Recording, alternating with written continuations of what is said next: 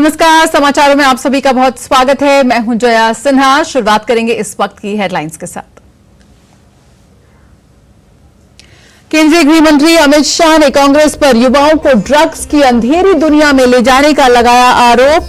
Social media site x पर कहा, सरकार ड्रग्स के कारोबारियों का राजनीतिक पद या कद देखे, बिना पूरे तंत्र का विनाश कर नशामुक्त भारत बनाने के लिए संकल्पित।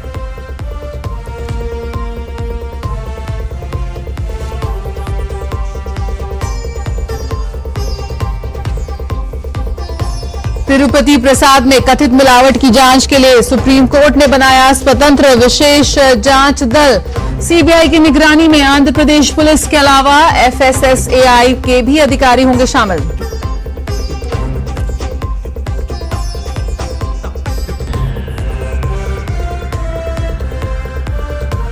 केंद्रीय वित्त मंत्री निर्मला सीतारमण ने कहा, देश में आर्थिक विकास के साथ साथ असमानताओं में भी आई कमी।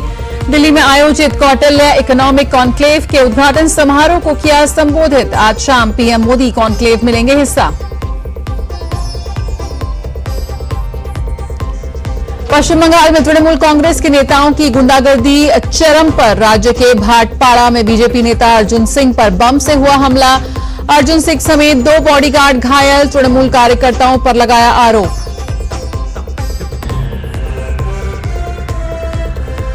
और महिला टी20 क्रिकेट विश्व कप में आज भारतीय टीम करेगी अपने अभियान की शुरुआत। पहले मुकाबले में न्यूजीलैंड से होगा सामना।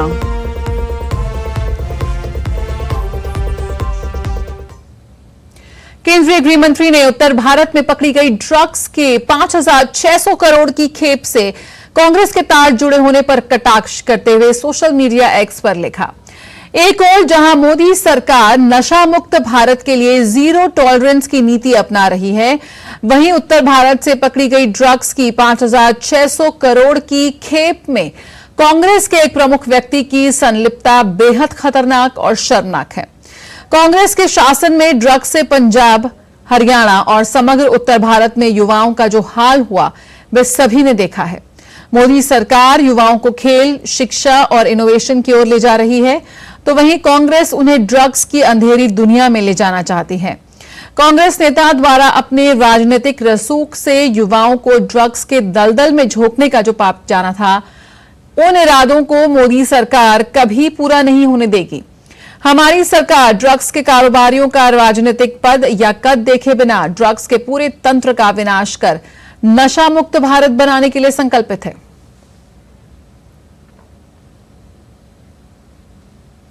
किसानों के कल्याण के लिए समर्पित मोदी सरकार ने पिछले 120 दिनों में किसान हितैषी अनेक फैसले लिए हैं। केंद्र सरकार जल्द ही डिजिटल एग्रीकल्चर मिशन का गठन करने जा रही है। इस मिशन के गठन के बाद जो काम होंगे वे किसानों के साथ होने वाले हेरफेर को रोकने में मदद करेंगे। किसानों के लिए किए जा रहे कल्याणकारी फैसले के बारे में विस्तार से बताते हुए कृषि मंत्री शिवराज सिंह चौहान ने कहा कि मोदी सरकार किसानों के हित में 6 सूत्री नीति पर काम कर रही है। किसानों के कल्याण के लिए समर्पित मोदी सरकार ने प्रधानमंत्री जी के नेतृत्व में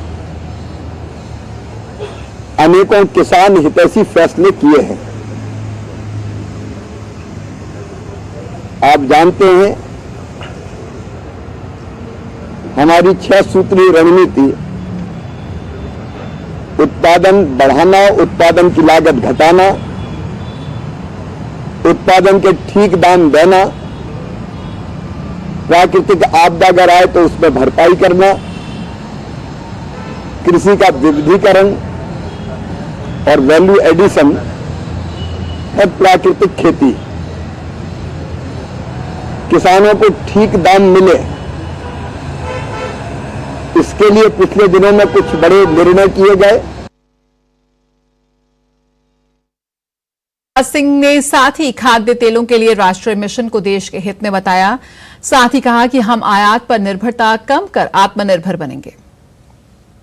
एक बड़ा फैसला किया गया है कि आयात पर निर्भरता खत्म करके आत्मनिर्भर हम खाद्य तेलों में कैसे बने, इसके लिए एक राष्ट्रीय खाद्य तेल मिशन प्लान बनाया गया है, 10,103 करोड़ 38 लाख रुपए की लागत से। कृषि मंत्री शिवराज सिंह ने बीजों को सुरक्षित रखने के लिए बीज केंद्रों पर लिए गए फैसले का भी जिक्र किया। बीजों को सुरक्षित रखने के लिए 50 बीज भंडारण इकाइयां भी बनाई जाएगी और उन राज्यों पर हम ज्यादा ध्यान दे रहे हैं या केवल एक फसल लेते हैं खरीफ की, जैसे धान खरीफ की होने के बाद में खेत खाली छोड़ देते हैं, लेकिन इनमें नमी इतनी रहती है कि धान के बाद ये फसलें ली जा सकती है। इंटर क्रॉपिंग का भी उपयोग करेंगे। कपास है तो उसके बीच में सोयाबीन, अलग अलग फसलों के बीच में ये फसलें लगाई जा सकती है और पूरी खरीद किसानों से करेंगे। एक बड़ा फैसला ये कल हुआ है। कृषि मंत्री ने बताया कि किसानों की आमदनी बढ़ाने और मध्यम वर्ग के लिए खाद्य सुरक्षा को सुनिश्चित करने का बड़ा फैसला लेते हुए केंद्र सरकार ने कृषि से संबंधित 2 योजनाओं, कृषि विकास योजना और कृष्णोन्नति योजना को भी मंजूरी दी है। कृषि उन्नति योजना, ये 2 योजना बनाई है। इन योजनाओं में कुल मिलाके वर्षा आधारित क्षेत्र का विकास, कृषि वानिकी, परंपरागत कृषि को बढ़ावा देना, फसल अवशेष प्रबंधन, कृषि का यंत्रीकरण, कॉल crop, more crop, crop diversification, फसल विविधीकरण, कृषि के स्टार्टअप्स के लिए निधि, ये सब चीजें प्रधानमंत्री राष्ट्रीय कृषि विकास योजना के अंतर्गत और कृषि उन्नति योजना में जो विशेष रूप से खाद्य सुरक्षा सुनिश्चित करेगी देश की। मोदी सरकार ने त्योहारों से पहले किसानों के हित में बड़ा निर्णय लिया है। केंद्रीय कृषि मंत्री शिवराज सिंह चौहान ने जानकारी दी कि पीएम नरेंद्र मोदी 5 अक्टूबर को महाराष्ट्र के वाशिम से किसान सम्मान निधि की 20,000 करोड़ से अधिक की राशि सिंगल क्लिक से ट्रांसफर करेंगे। कृषि मंत्री ने केंद्र सरकार की ओर से कैबिनेट में स्वीकृत किसान हितैषी निर्णयों के संबंध में जानकारी में कहा कि उत्पादन बढ़ाना, लागत घटना, ठीक दाम देना, वैल्यू एडिशन, प्राकृतिक खेती पर जोर है। इंपोर्ट ड्यूटी 0% थी, अब 27% हो गई है। सोयाबीन, मूंगफली, सूरजमुखी पर लागू है। इससे सोयाबीन के दाम 500 रुपए बढ़ गए हैं। इससे किसानों को लाभ होगा। मोदी सरकार द्वारा किसानों के हित में लिए गए बड़े निर्णय पर हमारे संवाददाता ने केंद्रीय कृषि मंत्री शिवराज सिंह चौहान से की खास बात। प्रधानमंत्री नरेंद्र मोदी महाराष्ट्र के वाशिम से किसानों के खाते में किसान सम्मान निधि की राशि डालने वाले हैं। देश के कृषि मंत्री हमारे साथ मौजूद हैं। शिवराज जी, एक बड़ा कार्यक्रम, प्रधानमंत्री जी महाराष्ट्र से करीब 9.5 करोड़ से ज्यादा किसानों के खाते में 20,000 करोड़ से ज्यादा की राशि डालने। नरेंद्र मोदी जी किसानों के सबसे बड़े हितैषी है। इन 120 दिनों में भी एक के बाद एक कई बड़े फैसले किसानों के हक में किए गए, जिनमें जो किसान की जिंदगी बदलेंगे। 5 अक्टूबर को महाराष्ट्र से वो 9.5 करोड़ किसानों के खाते में 20,000 करोड़ रुपए से ज्यादा की राशि डालेंगे। इसके पहले 3,25,000 करोड़ रुपया किसानों के खाते में डाले जा चुके हैं। इतनी बड़ी राशि कभी सीधे डीबीटी के माध्यम से किसानों के इतिहास में कभी मिली ही नहीं और लगातार क्रम जारी है। क्या कई और किसान हितैषी निर्णय, घोषणाएं वहां से मन से हो सकती हैं? फैसले तो हो रहे हैं लगातार। सोयाबीन के रेट कम हो गए थे तो जितने खाद्य तेल थे उन पे आयात शुल्क बढ़ा के 27.5% कर दिया। अब सोयाबीन के दाम उठना शुरू हो गए। बासमती के दाम बढ़ाने के लिए जो मिनिमम एक्सपोर्ट प्राइस थी वो समाप्त कर दी गई। सामान्य चावल भी अब एक्सपोर्ट होगा तो किसानों को और ज्यादा दाम मिलेंगे। प्याज में एक्सपोर्ट ड्यूटी 40% से हटा के 20% कर दी तो प्याज के अच्छे दाम मिलेंगे। कैबिनेट में भी एक बड़ा महत्वपूर्ण फैसले लिए अभी हाल में। 1,01,000 करोड़ रुपए से ज्यादा की प्रधानमंत्री कृषि विकास योजना और कृषि उन्नति योजना कैबिनेट ने मंजूरी दी है। ये उत्पादन भी बढ़ाएंगी, उत्पादन का लागत भी घटाएंगी, नई टेक्नोलॉजी का प्रयोग होगा, अच्छे बीज आएंगे, पर ड्रॉप मोर क्रॉप जैसी कई योजनाएं इसके अंतर्गत है। तो ये उत्पादन भी बढ़ाएंगी, उत्पादकता भी बढ़ाएगी, किसान का लाभ भी बढ़ाएगी और देश की खाद्य सुरक्षा भी सुनिश्चित करेंगे। देश के कृषि मंत्री शिवराज सिंह चौहान जी हमारे साथ मौजूद थे, जो बता रहे थे कि कल का दिन बेहद खास है, खासकर किसानों के लिए, क्योंकि उनके खाते में किसान सम्मान निधि पहुंचने वाली है और साथ साथ मोदी सरकार लगातार किसान हितैषी फैसले ले रही है। हाल में कैबिनेट में भी कई बड़े फैसले लेकर किसानों की उत्पादकता और आय को बढ़ाने के बड़े फैसले लिए। कैमरामैन विजय के साथ आदित्य श्रीवास्तव, डीडी न्यूज, भोपाल।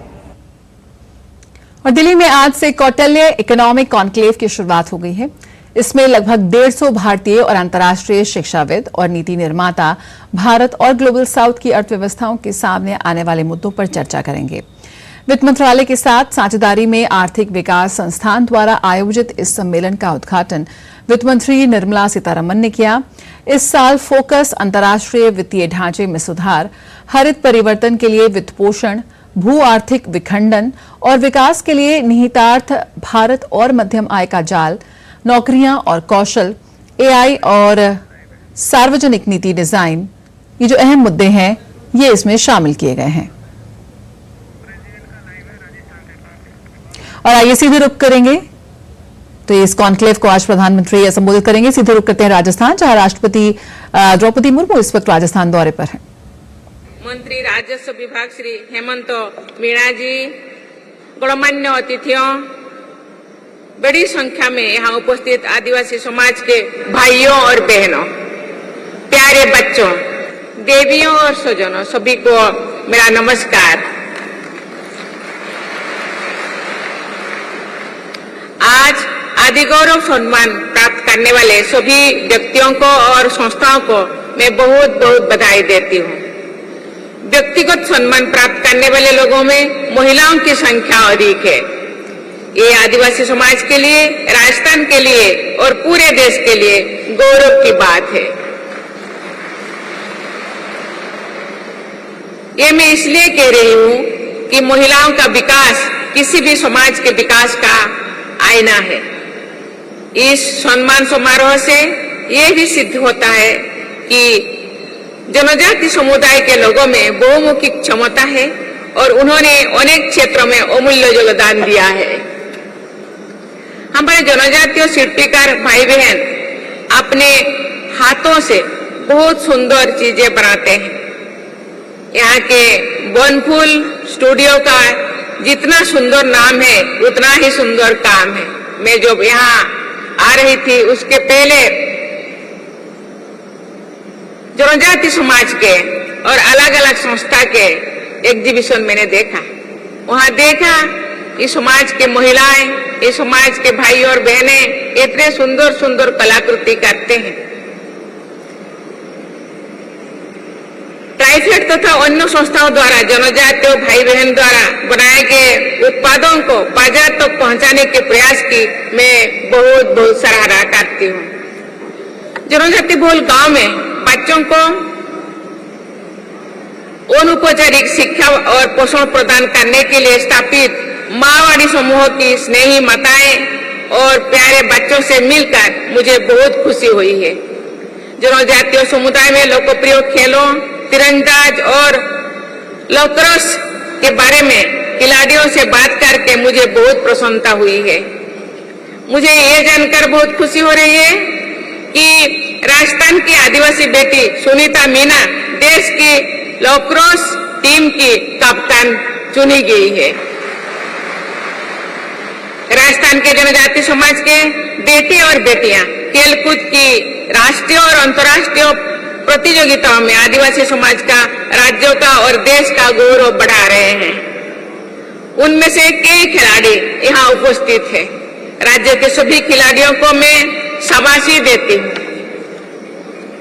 यहाँ स्वयं सहायता समूह से जुड़े राजीविका सखियां बड़ी संख्या में मौजूद है। उनके अमूल्य योगदान के लिए मैं उनकी विशेष सराहना करती हूँ। इस कार्यक्रम में राजीविका सखियों की प्रतिनिधि बहनों को चेक प्रदान करके मुझे बहुत खुशी हो रही है। जिन बहनों ने चेक पाए उनको तो मैं सराहना करती हूँ। जिन बहनों ने आगामी दिनों में चेक पाने के लिए योग्य होंगे वो अभी से अपना प्रयास जारी रखे, उनको भी आगामी दिन में जरूर चेक मिलेगा। इसीलिए सभी बहनों को मैं आग्रह करती हूँ, अपना काम, अपना व्यवसाय और जारी रखें और उत्कृष्ट से उत्कृष्ट काम करें, वो भी चेक पाने का हकदार बने। जनजातीय नृत्य में सहजता और ऊर्जा होती है। मैं यहाँ जब आ रही थी तो जनजातीय भाइयों और बहनों में अपना नृत्य प्रदर्शन कर रहे थे। आज प्रस्तुत किए गए नृत्य को देखकर मैं अभिभूत हुई हूँ। मैं सभी कलाकारों को प्रशंसा करती हूँ। राज्य सरकार के कृषि विभाग की योजनाओं से आर्थिक रूप से लाभान्वित होने वाले हजारों लाभार्थियों को मैं बहुत बहुत बधाई देती हूँ। जनजातीय समुदायों, किसानों और महिलाओं सहित वंचित वर्गों के कल्याण और विकास हेतु अनेक क्षेत्रों में सक्रियता के लिए मैं मुख्यमंत्री श्री भजन लाल शर्मा जी तथा राज्य सरकार की उनकी पूरी टीम को बहुत बहुत साधुवाद देती हूँ। 2 दिन पहले ही गांधी जयंती के दिन प्रधानमंत्री जी के द्वारा राष्ट्रीय स्तर पर धरती आबा जनजातीय ग्राम उत्कर्ष अभियान का शुभारंभ किया गया है। इस अभियान द्वारा 5 करोड़ से अधिक जनजातीय समाज के लोगों को लाभान्वित करने का लक्ष्य तय किया गया है। मुझे विश्वास है कि ये अभियान आदिवासी समाज के गौरव को बढ़ाने का सशक्त माध्यम बनेगा। आज मुझे जन सेवा की अपनी यात्रा की शुरुआत का वो समय भी याद आ रहा है जो मैं ट्राइबल एडवाइजरी काउंसिल की सदस्य थी, जिसे राजस्थान में अनुसूचित जनजाति परामर्शदात्री परिषद कहा जाता है। देवियों और स्वजनों, लगभग 450 साल पहले राजस्थान में महाराणा प्रताप के साथ कंधे से कंधा मिलाकर जन्मभूमि के गौरव के लिए मोर मिटने वाले आदिवासी वीरों को पूरा देश याद करता है। हल्दी घाटी से लेकर मानगढ़ के नरसंहार तक असंख्य आदिवासी वीरों के बलिदान की साक्षी रही इस पावन भूमि को मैं प्रणाम करती हूँ। कुछ देर पहले मुझे पवित्र मानगढ़ धाम में पूज्य गोविंद गुरु जी अलौकिक ज्योति की प्रतीक ध्वनि का दर्शन करने का अवसर मिला। इसके बाद मैंने मानगढ़ धाम स्मारक स्थल पर अपने प्राणों की आहुति देने वाले शहीदों की सम्मान दी और पुष्पांजलि अर्पण की। वो स्मारक देश प्रेमियों के लिए एक तीर्थ स्थल है। मैं पूज्य गोविंद गुरु और उनके अनुयायी आदिवासी वीरों के स्मृति को सादर नमन करती हूँ। आने वाले 30 अक्टूबर के दिन हर साल की तरह हम सब गोविंद गुरु जी की पुण्य तिथि मनाएंगे। उसके बाद भगवान बिरसा मुंडा की जयंती के दिन 15 नवंबर को सभी देशवासी जनजातीय गौरव दिवस मनाएंगे। पिछले कुछ वर्षों में जनजातीय गौरव के बारे में देश भर में एक नई चेतना का संचार हुआ है। मैं धन्यवाद देना चाहती हूँ माननीय मुख्यमंत्री को जी। इस गुरु गोविंद सिंह के जो ध्वनि मंडप है उसके लिए 5 करोड़ रुपए उसको और भी अच्छा विकास करने के लिए, अच्छा बनाने के लिए वो यहाँ हम लोगों के सामने वो डिक्लेयर किए हैं। हमारे देश में गुलामी की मानसिकता को समाप्त करने का राष्ट्रीय लक्ष्य तय किया गया है। ये उल्लेखनीय है कि जनजातीय समाज के लोग गुलामी की मानसिकता से हमेशा मुक्त रहे हैं। इस पावन धरती पर मानगढ़ आंदोलन से जुड़ा आत्मसम्मान से भरा हुआ भील समुदाय का एक गीत याद आता है। भुरेटिया नहीं मानू रे नहीं मानू,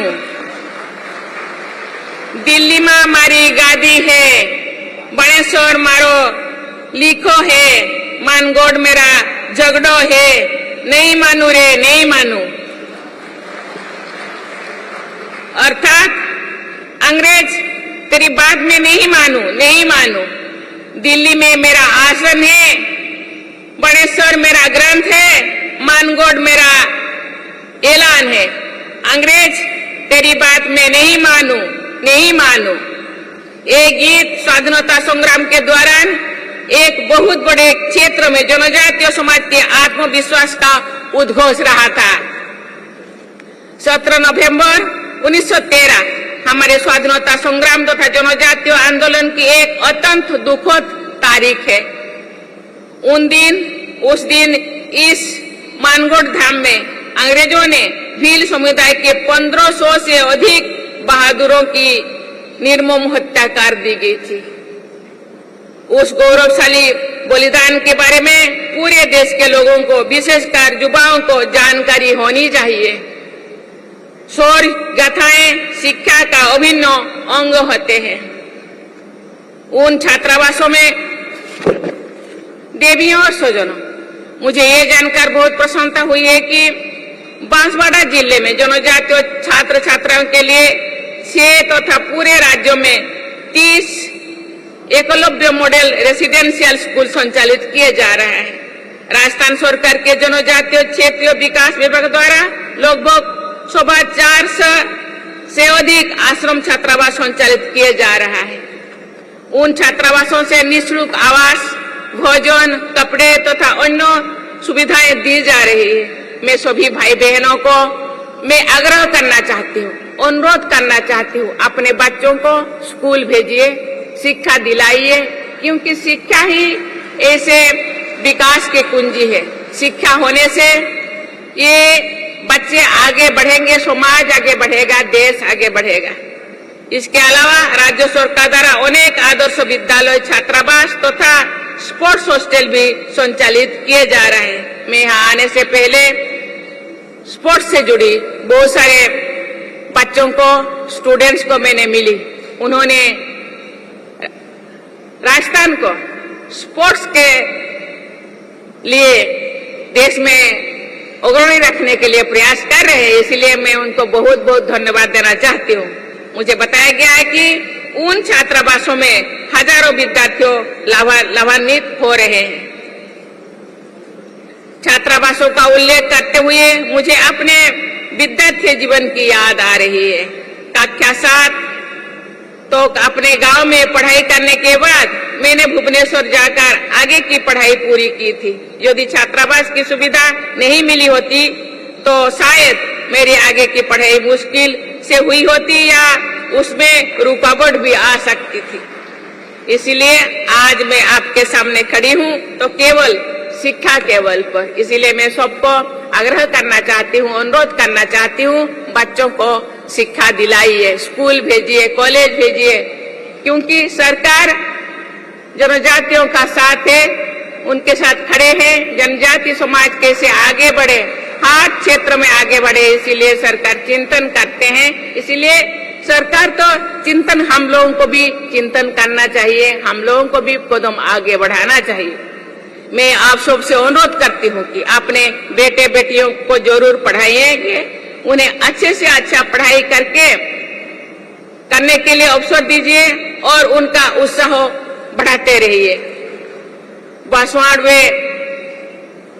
बांसवाड़ा स्थित गोविंद गुरु जनजातीय विश्वविद्यालय की स्थापना से यहाँ के जनजातीय युवाओं को उच्च शिक्षण की सुविधा स्थानीय स्तर पर उपलब्ध हो रही है। ये सुविधा उनके लिए विकास के बहुत से रास्ते तैयार करेगी। मैं आशा करती हूँ कि जनजातीय समुदाय सहित राजस्थान के लोग विकास के नई प्रतिमा स्थापित करेंगे। मैं राजस्थान के सभी निवासियों के स्वर्णिम भविष्य की कामना करती हूँ। इसी के साथ मैं आपको बहुत बहुत धन्यवाद देती हूँ। जय हिंद, जय भारत, जय राजस्थान। तो राष्ट्रपति द्रौपदी मुर्मू राजस्थान के दौरे पर हैं और बांसवाड़ा से आप उनका सीधा संबोधन देख रहे थे। बेहद खास कार्यक्रमों में वो शिरकत कर रही हैं। उन्होंने स्मारक स्थल पर वहां पर अपने पुष्प अर्पित किए, साथ ही साथ आदि गौरव सम्मान समारोह में भी वो शिरकत कर रही हैं। इसी के साथ इस बुलेटिन में इतना ही। मुझे दीजिए इजाजत। नमस्कार।